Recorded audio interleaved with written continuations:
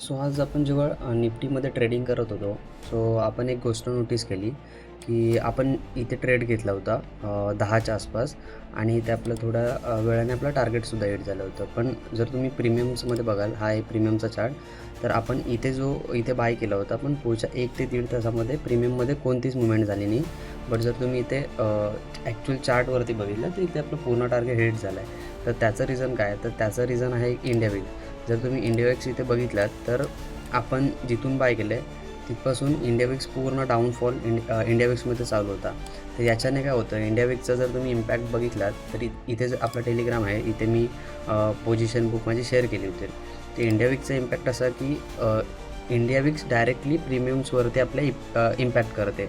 जसं की जर इंडिया विक्स डाऊनफॉल चालू असेल इंडिया विक्समध्ये, तर आपले प्रीमियमसुद्धा डिके व्हायला सुरुवात होते. सो तुम्हाला प्रत्येक 5-5 मिनिटांनी इंडिया विक्स बघायची गरज नाही, बट तुम्ही दिवसातून एकदा जर इंडिया विक्स ट्रॅक करत असाल तर तुम्ही अननेसेसरी जे स्टॉप लॉसेस असतात ते अवॉइड करू शकता.